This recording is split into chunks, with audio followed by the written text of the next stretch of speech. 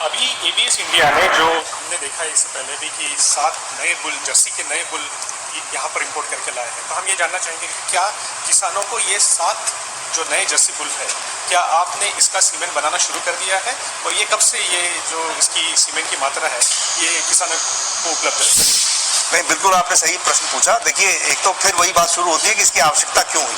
तो पीछे भी हमने ये देखा है कि काफ़ी एचएफ के बुल इंपोर्ट हमने भी किए हैं और बहुत सारे इंपोर्ट किए गए, लेकिन किसान को आज की तारीख में खासतौर से कोविड के बाद जो फीड की कॉस्ट है वो बहुत ज़्यादा बढ़ गई और दूध की कीमत उतनी नहीं बढ़ी है। अब किसान का जो भुगतान है वो फैट और एसएनएफ इन दो के माध्यम से ही होता है।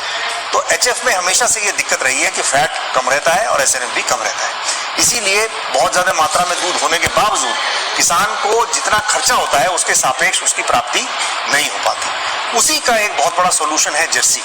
मैं ये तो नहीं कहता कि एचएफ को जर्सी में कन्वर्ट किया जाना चाहिए, लेकिन मैं किसान भाइयों को ये जरूर राय देना चाहता हूँ कि जितने भी देसी पशु हैं आपके पास, जितने भी नॉन डिस्क्रिप्ट ब्रीड के पशु हैं, उनको जब आपने क्रॉस ब्रीड करना है तो आपका ये होना चाहिए कि आपने Jersey as a predominant breed इस्तेमाल करना है। उसका लाभ क्या होगा? उसका लाभ ये होगा कि जो भी क्रॉस ब्रीड आएगा एफ1 जनरेशन में, उसमें ज्यादा से ज्यादा मात्रा में प्रोटीन आएगा, ज्यादा से ज्यादा मात्रा में फैट आएगा। प्रोटीन मतलब एसएनएफ कहते हैं इसको हम, इलेक्ट्रोमीटर रीडिंग में आता है, जो किसान भाई सब जानते हैं। उसी के माध्यम से भुगतान होता है। तो अगर 10 लीटर दूध एचएफ का है और 10 लीटर दूध जर्सी का है, तो 10 लीटर जर्सी दूध में ज्यादा पैसा किसान कमा सकता है। तो जो उसका खर्चा हुआ फीड स्टफ पे, उसको वो निकाल सकता है। अब आते हैं कि ये जो 7 बुल है, डेफिनेटली इनकी जेनेटिक्स सबसे बेहतर है और मैं किसान भाइयों को ये बताना चाहता हूँ कि पूरे एशिया पैसिफिक में इससे ऊपर जेनेटिक्स का जर्सी बुल आज की तारीख में नहीं। ये सातों के सातों, इसमें से एक नहीं बल्कि 7 के 7 बुल पूरे एशिया पैसिफिक में सबसे बेहतर है। यानी कि अगर मैं एबीएस कंपनी की बात करूं तो एबीएस कंपनी में जो इससे पहले का सबसे बेहतर बुल था, जिसका नाम है जिग, जो आपने बहुत लोगों ने इस्तेमाल भी किया होगा किसान भाइयों ने, उसकी तुलना में कम से कम 3 गुना बेहतर जेनेटिक्स इन सब बुल की है। तो ये हम किसान भाइयों के लिए इसीलिए लाए हैं कि उनको ज्यादा से ज्यादा लाभ इसमें हो सके। इन सभी का बुल धीरे धीरे ये सब ट्रेनिंग में और प्रोडक्शन में आते जा रहे हैं, तो धीरे धीरे इन सभी बुल का कन्वेंशनल सीमन, नॉर्मल सीमन और सेक्स सीमन दोनों ही किसान भाइयों को उपलब्ध होगा। अभी 2 से 3 बुल का सीमन ऑलरेडी उपलब्ध है इस समय, किसान भाई उसको बिल्कुल खरीद सकते हैं, कन्वेंशनल भी और सेक्स भी। जानना चाहूँगा कि जो हमारे अपनी किसान भाई बहुत सारे सीमेंट यूज़ करते हैं, उनकी एक शिकायत ये रहती है या उनको शायद पूरी जानकारी नहीं है कि सेक्स सीमेंट की मात्रा यूज़ करने से कितना प्रतिशत बछड़ी होने की चांसेस है।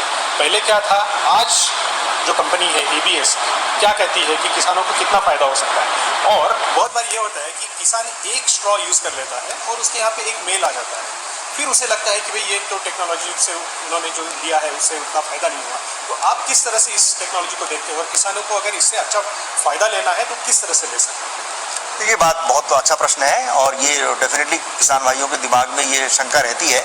उसमें आपको स्पष्ट करना चाहता हूँ कि तकनीक कोई भी हो, चाहे वो हमारी तकनीक है या दूसरी कंपनी की तकनीक है, पूरी दुनिया में और हिंदुस्तान में भी जो प्रतिशत है मादा पशु प्राप्त होने का इस सीमन के माध्यम से, वो 90%।